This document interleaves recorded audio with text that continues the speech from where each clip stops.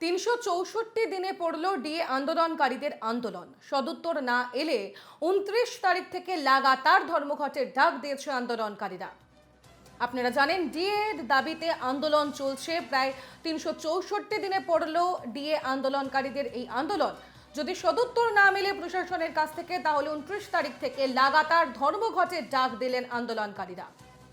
আমাদের সঙ্গে সরাসরি রয়েছেন প্রতিনিধি পৃথা দাশগুপ্ত। চলে যাব পৃথার কাছে। পৃথা, 29 তারিখ থেকে একেবারে সরাসরি ধর্মঘটের ডাক আন্দোলনকারীদের।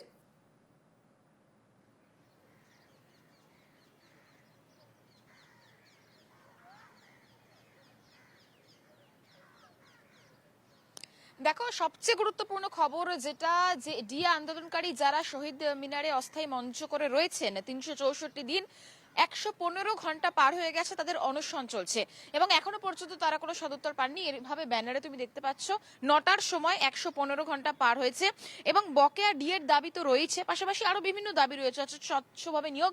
আমি সেই যে অস্থায়ী মঞ্চ, সেইখানে আমি প্রবেশ করলে তুমি সরাসরি ছবিটা দেখতে পাবে। 364 দিন, অর্থাৎ আগামীকাল 1 বছর পূর্ণ হবে, 365 দিন, এবং 1 বছর ধরে এভাবেই তারা বসে রয়েছেন তাদের দাবিতে। এখনো পর্যন্ত তারা সদুত্তর পাননি। গত সপ্তাহে মিছিল হয়েছে, ত্রিমুখী মিছিল 3 জায়গা থেকে, এবং সেই মিছিল থেকে তারা বলেছিলেন যে কোনো যদি সদুত্তর না আসে তারা অনশন করবেন, এবং অনশনের 115 ঘন্টা ইতিমধ্যেই পার হয়ে গেছে। এখনো পর্যন্ত কোনো সদুত্তরই আসেনি। বিভিন্ন দাবি রয়েছে এবং 29 তারিখ থেকে লাগাতার ধর্মঘট। আমার সঙ্গে এখানে অনেকে রয়েছেন, আমি একটু তাদের সাথে কথা বলার চেষ্টা করব। এবং স্বাভাবিকভাবে তুমি দেখছো যে এখানে যেহেতু 115 ঘন্টা পার হয়ে গেছে, অনেকেই কিন্তু অসুস্থ বোধ করছেন এই মুহূর্তে। প্রেশার মাপার যে কাজ সেটা চলছে, আমি একটু কথা বলার চেষ্টা করব অবশ্যই। এবং তারা যেটা জানাচ্ছেন যে এটা চলবে, অর্থাৎ তাদের 1 বছরের যে দাবি, এভাবে তারা বসে রয়েছেন, কোনো সদুত্তর পাচ্ছেন না, এটা চলবেন। আমি একটু অনিরুদ্ধদার সাথে কথা বলবো। অনিরুদ্ধদা, হ্যাঁ, একটু আপনার কাছে জানতে চাইবো যে আজকে 364 দিন, কালকে 1 বছর হবে আপনারা এভাবে বসে রয়েছেন। 115 ঘন্টা ইতিমধ্যেই পার হয়ে গিয়েছে, কোনো সদুত্তর আসেনি।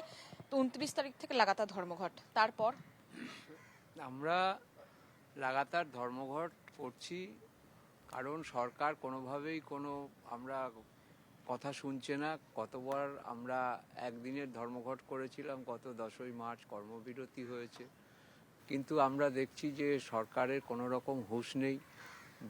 বিরোধী দলনেতা যিনি আছেন রাজ্যে, তিনি রাজ্যপালকে টুইট করে জানিয়েছেন যে এদের যে শারীরিক অবস্থা, তাদের যদি সেটা আপনি দেখুন, কিন্তু সেটা নিয়েও রাজ্যপালের পক্ষ থেকেও কোনো রকম আমরা বার্তা পাইনি।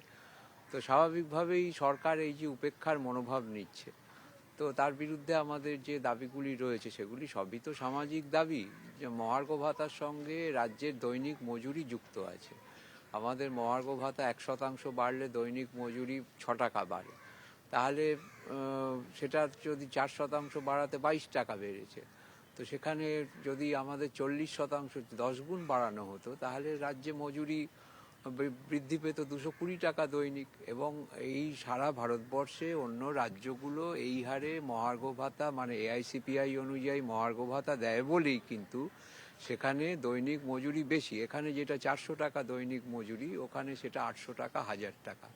আমরা সেই কথাটাই বলছি যে এটা শুধু আমাদের দাবি নয়, এটা হচ্ছে সামাজিক দাবি। 6 লক্ষ শূন্য পদ পূরণ, যেটা হলে 30 লক্ষ, 25 থেকে 30 লক্ষ পরিবার সরাসরি উপকৃত হবে এবং প্রায় 2.5 কোটি মানুষ পরোক্ষভাবে উপকৃত হবে।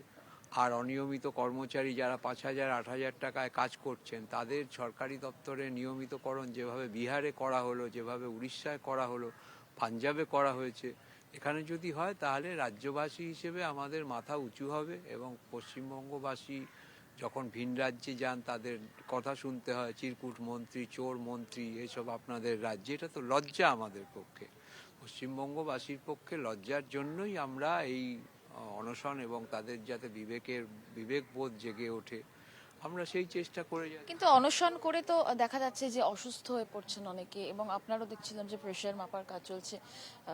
এবং 29 তারিখ থেকে ধর্মঘট।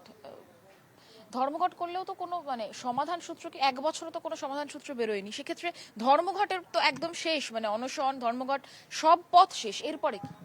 না, লাগাতার ধর্মঘট তো এর আগে হয়নি। আমরা একদিনের ধর্মঘট ডেকেছিলাম, তো এবারে লাগাতার ধর্মঘট ডাকা হচ্ছে। দেখা যাক সেটা কি হয়।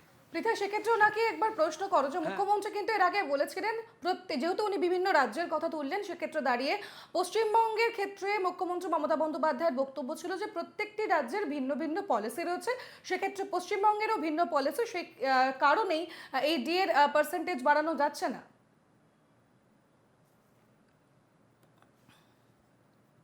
সেটা করেছি, মুখ্যমন্ত্রী বাড়ির সামনে মিছিল কেউ করতে পারেনি, সংগ্রামী যৌথ মঞ্চ সেটা করেছে। মুখ্যমন্ত্রী বলেছিলেন যে প্রত্যেকটি রাজ্যের ভিন্ন ভিন্ন পলিসি রয়েছে, পশ্চিমবঙ্গেরও ভিন্ন পলিসি, সেই জন্যই ডিএর সেটা বাড়ানো যাচ্ছে না। না না, এটা উনি সম্পূর্ণ ভুল কথা বলছেন। এটা আমরা প্রাক্তন অর্থমন্ত্রী অসীম দাশগুপ্তর সাথেও কথা বলেছি। কেন্দ্রীয় সরকার হচ্ছে রাজ্য সরকারের যে 3.5 লক্ষ পদ আছে, তারা আসলে কেন্দ্রীয় সরকারের কর্মচারী। সরকারি খামের ওপরে দেখবেন লেখা থাকে on India government service, on West Bengal government service লেখা থাকে। এই কারণে সংবিধানের ধারা অনুযায়ী কেন্দ্রীয় সরকার 3.5 লক্ষ পদের পুরো বেতন ভাতা, অফিস খরচ বাবদ পুরো টাকাটা দেয়। এবারে সেই টাকাটা এখন আছে 1 লক্ষ মাত্র, 2.5 লক্ষ পদ শূন্য, 1 লক্ষ পদ পূর্ণ আছে। রাজ্য সরকার কি করছে, 3.5 লক্ষ পদ দেখিয়ে পুরো টাকাটা নিয়ে আসছে। অন্য রাজ্যও তাই করে, তারা কিন্তু সেগুলো দিয়ে দেয়। শিক্ষক, পোর্ট কর্পোরেশন, পঞ্চায়েত, তাদের 60% টাকা কেন্দ্রীয় সরকার দেয় গ্র্যান্ট ইন এডের মাধ্যমে, সেটাও রাজ্য সরকার নিচ্ছে।